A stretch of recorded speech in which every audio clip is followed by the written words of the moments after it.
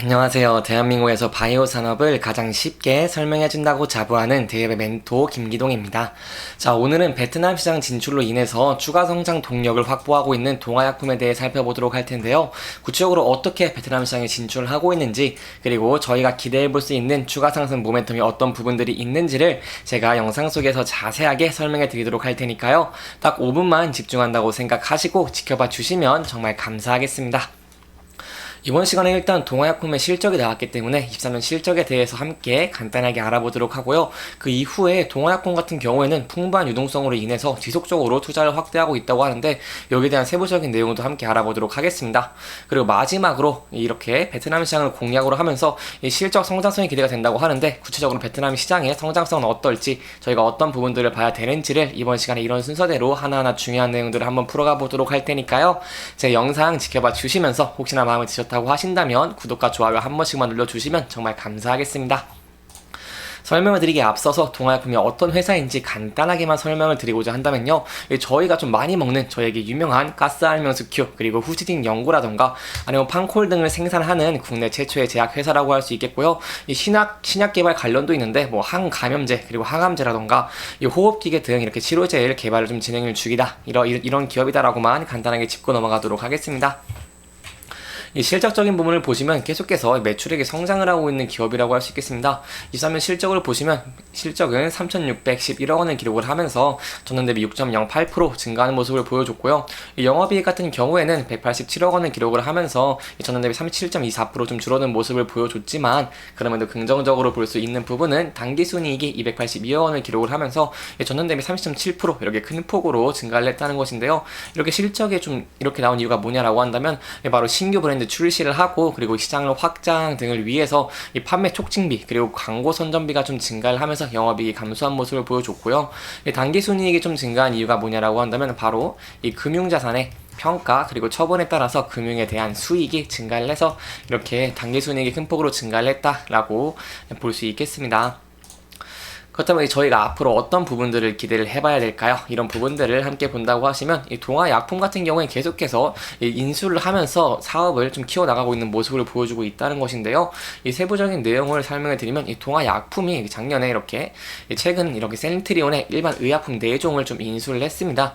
인수 품목 같은 경우에는 이렇게 종합 감기약 화이트벤 그리고 비충혈제 거제 화이트벤 낫살 스프레이 그리고 뭐 구내염 치료제 알보칠이라던가 이 비타민 D, 칼슘 보조제 칼시추 등을 이렇게 인수를 한 모습을 보여줬습니다.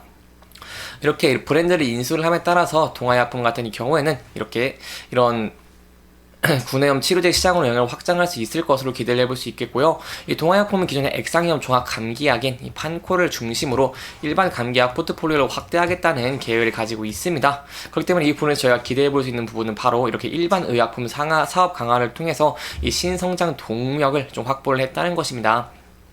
사실 동아약품 같은 경우에는 그동안 투자를 다양하게 진행을 해왔습니다.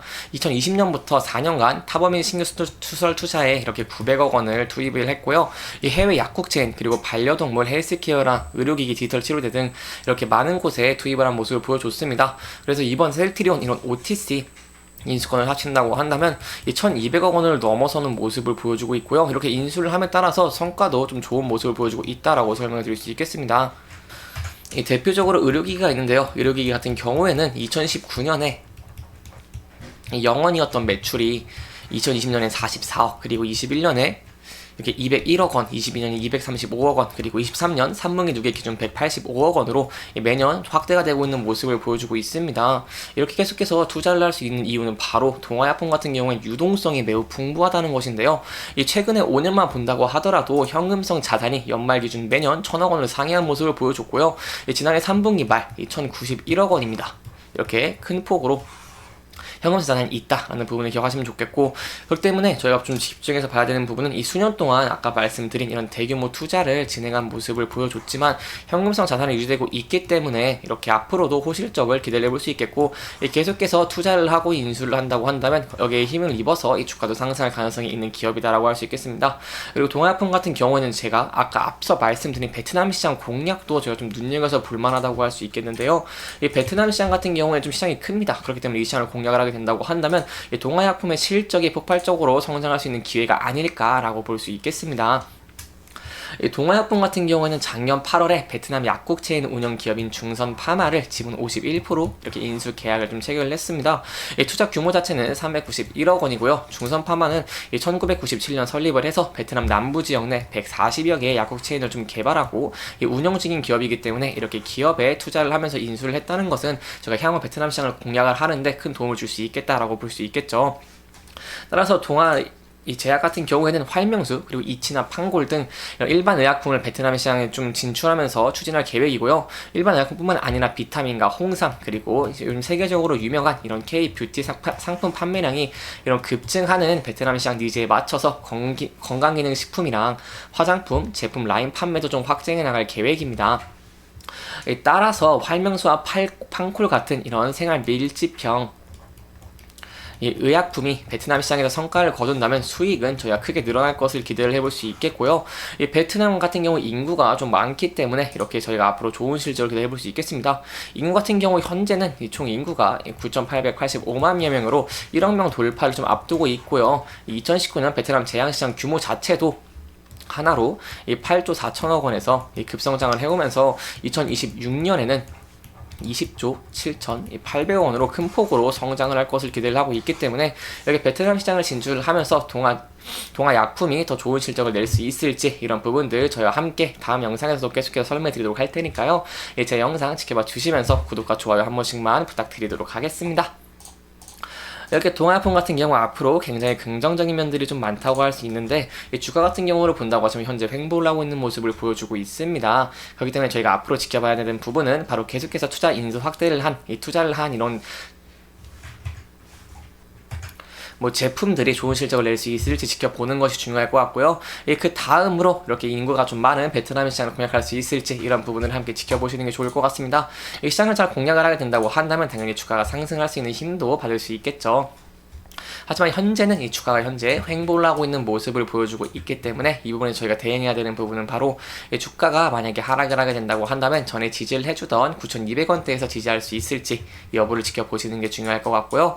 이 부분을 이탈하게 된다고 한다면 아무래도 이런 박스권을 이탈하는 것이기 때문에 여기에 대해서 좀 리스크 관리를 하시는 게 안전한 투자 방법 중에 하나 되지 않겠나라고 설명을 들어볼 수 있겠습니다.